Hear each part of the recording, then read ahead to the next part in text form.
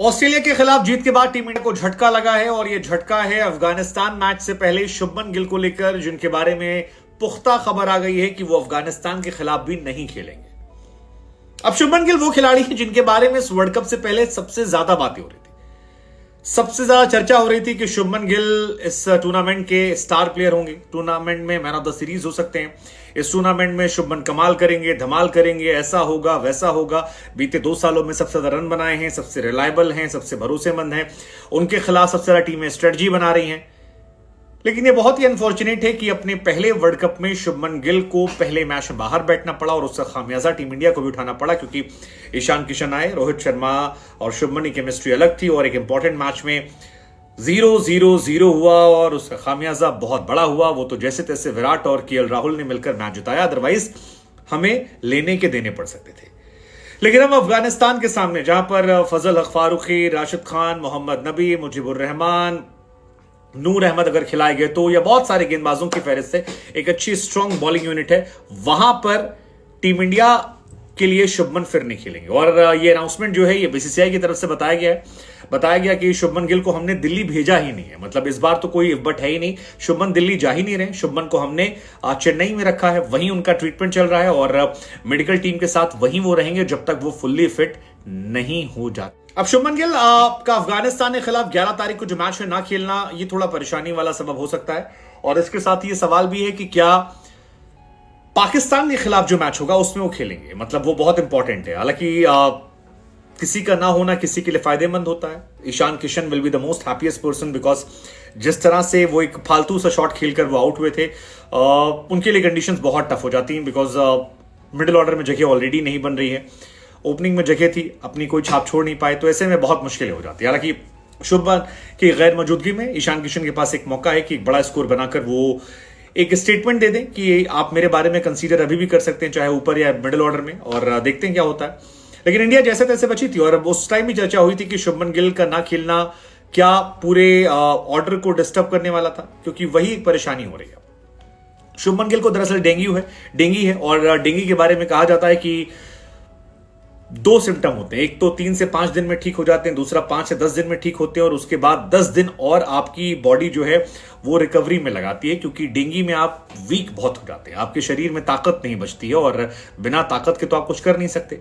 Cricket में जहां आपको भागना है, दौड़ना है, रनिंग करनी है, बहुत सारी चीजें होती है। तो डेंगू किस लेवल पर उन्हें हुआ है, 3 से 5 दिन वाला या 5-10 दिन वाला, और फिर वो रिकवरी, ये बहुत ही देखने समझने वाली बात है। लेकिन फिलहाल शुभमन नहीं रिकवर कर रहे हैं। अफगानिस्तान वाला मैच तो चलो फिर भी ठीक है, पाकिस्तान वाले में तो उनको रिकवर करना चाहिए।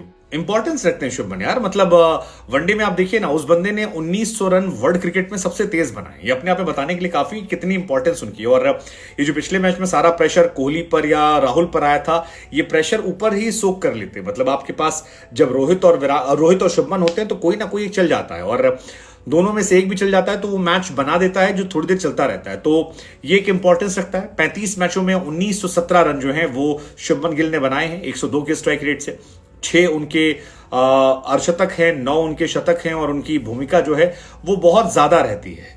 सो ये एक टीम इंडिया के लिए कंसर्न का पार्ट है। हालांकि इस साल अगर आप बात करो तो इस साल भी शुभमन का बल्ला खूब गरजा है। 2023 में टीम इंडिया के वो टॉप स्कोरर हैं और केवल 20 वनडे मैचेस शुभमन गिल ने खेले हैं, जिसमें उनका जो एवरेज है वो 72 का है, जो बहुत बहुत बहुत ज्यादा होता है। मतलब 72 का एवरेज आप सोचिए, मुझे नहीं आता किसी खिलाड़ी का 72 का एवरेज साल भर में। और शुभमन के पास इस साल बहुत सारे मौके भी थे। मतलब इस साल मौका था उनके पास तेंदुलकर के वो 1900 के रिकॉर्ड को तोड़ने का, जो बहुत मुश्किल लगता है क्योंकि खेल ही नहीं रहे मैच, क्या होगा कैसे होगा। ऑल्सो उनके पास number 1 batsman in world cricket बनने का भी मौका था। बाबर आजम से वो आगे बढ़ सकते थे, लेकिन अब 2 मैच में खेल ही नहीं रहे, थर्ड मैच का पता नहीं है। सो मतलब थोड़ा हैरान करने वाला है, लेट्स जस्ट सी क्या होता है। लेकिन फिलहाल शुभमन गिल के जो 6 शतक आए हैं उसमें से आपको जानकर हैरानी होगी 5 शतक तो केवल इस साल आए। इस साल मतलब इस साल वर्ल्ड क्रिकेट में शुभमन का जलवा अलग लेवल पे चला। अगर आप देखेंगे वर्ल्ड क्रिकेट में जिन खिलाड़ियों ने सबसे ज्यादा शतक मारे हैं उसमें शुभमन टॉप पर है।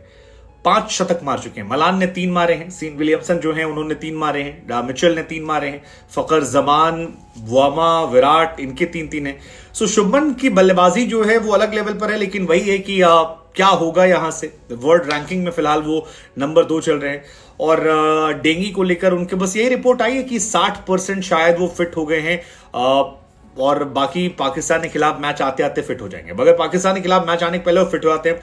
सो I will be the most happiest person, because अब शुभमन गिल अलग लेवल पे हैं और वो डिजर्व करते हैं। मतलब वो टीम इंडिया के सबसे बड़े एसेट रहे हैं। ज्यादातर लोग उनसे कह रहे हैं कि भैया आप खेलिए। इस साल आईपीएल में भी देखोगे तो 16 मैचेस में उन्होंने 851 रन ठोके थे, और होम कंडीशंस में, जहां पर हालांकि आपको जानकर खुशी होगी कि जो पाकिस्तान वाला मैच है वो अहमदाबाद में है, और अहमदाबाद ही वो ग्राउंड है जहां पर शुभमन गिल ने इस साल धागा खोला था। वो जो 3 शतक मारे थे वो सब अहमदाबाद में थे। और आईपीएल में आपने देखा था कि 16 मैच 851 रन, 60 का एवरेज, 156 का स्ट्राइक रेट। सो हम चाहते हैं कि वो उस फॉर्म में आए और जब लौटे तो फिट होकर लौटे। बीसीसीआई ख्याल रखे।